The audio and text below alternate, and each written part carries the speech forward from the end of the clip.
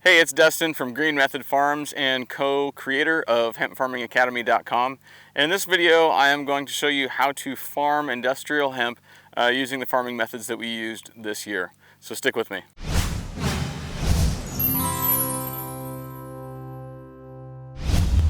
First of all, I just want to mention that we've had a ton of fun this year farming hemp. It's a beautiful plant, and it's almost instantly gratifying to watch these things grow.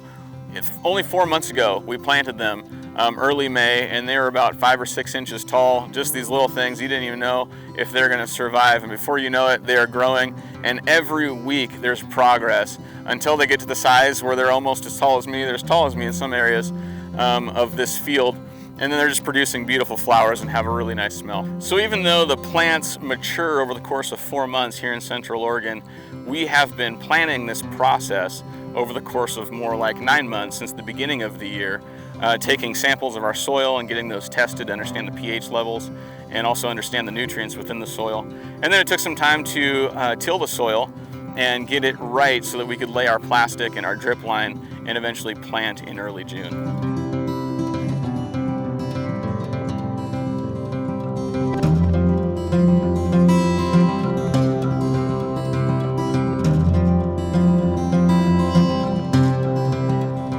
One of the things that you're going to want to consider when you decide that you're going to farm hemp is what genetics are you going to use. Not all seeds are created equal.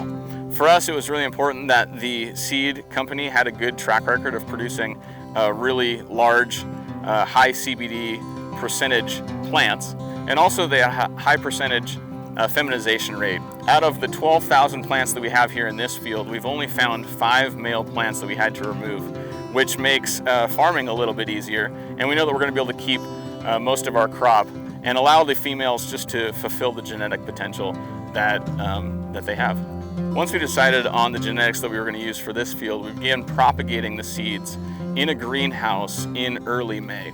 And during that time, that gave us the ability to be able to lay our rows and lay our plastic mulch and our drip tape and establish a nice, healthy, moist soil to be able to plant our seedlings in early June.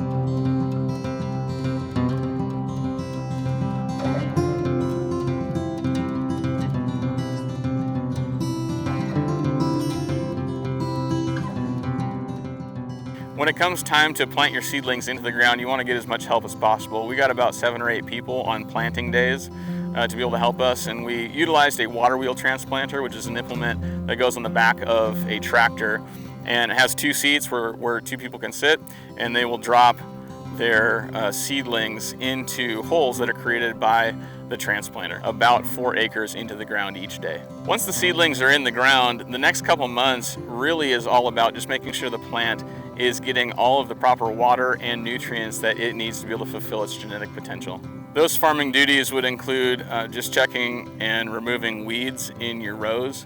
You can notice in our field, we're pretty much weed free. We have a really clean field, and this has really helped us allow all of the nutrients and water to go straight to the plant instead of it being robbed by weeds and other types of things. The other thing with weeds is you really don't want that in your biomass at the end of the season, so it's really important to be able to keep a clean field. The other thing you want to stay on top of is watering and giving the plants the fertilizer and the nutrients that they need throughout the season. Obviously, this is going to be a little bit different in the beginning of the season from the middle towards the end of the season. So in the beginning, the plants are small. They're really not drinking a lot of water, and they don't need a lot of water.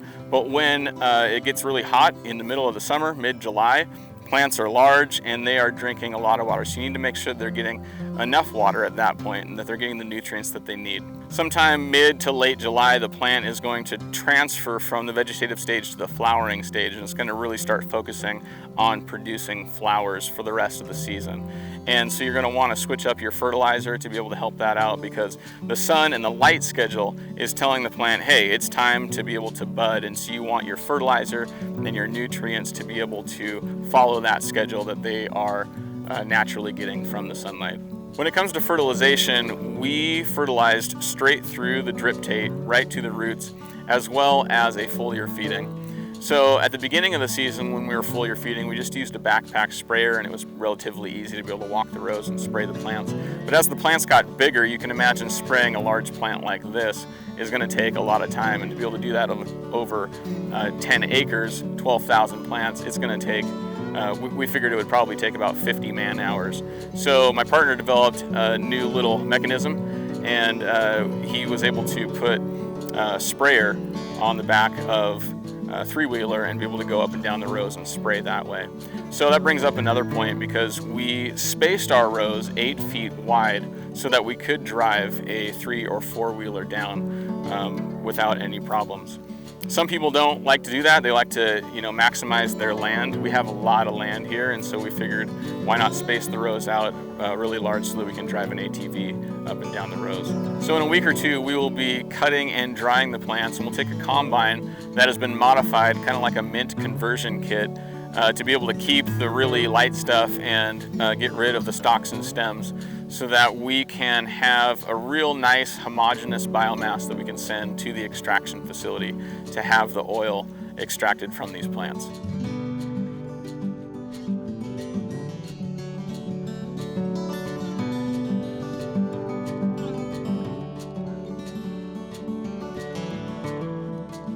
Something that you'll definitely want to consider before you decide to start farming hemp is the risk that's involved. Anytime you get into farming, there's certain things that are out of your control. For instance, about a month ago, we had a major hailstorm that swept through the region. Hail the size of gumballs, and it absolutely ravaged this field and many other fields around us. You can actually see some of the damage still on these leaves. Broke the stems, broke leaves. And luckily, it was about a month ago, so the plant had just started flowering. And after the hailstorm, I think the plant gave all of its energy to producing the flowers. We were fortunate because we still have something to show for it, and it looks like this crop has not only survived, but it's thrived. But there are other farms in the region that lost everything. They had nothing but sticks and stems left in their field. So you definitely want to consider the risk that's involved, because there is a lot of risk in farming. And that's why I've created a couple resources for you. The first one is a free PDF that is a hemp farming timeline and budget planner. So on this PDF, it'll go January through December, and it'll tell you the things that you need to be doing each month during that month. And it'll also show you a per acre budget so that you can plan your financing for your hemp farm. All you have to do to download that PDF for free is just click the link in the description, and that'll take you to a page where you can download the hemp farming timeline and budget planner. Well, thanks for watching this video. Hopefully it's been helpful for you. If you have any questions or comments, go ahead and put those in the comment section below. And I wish you a successful hemp farming season.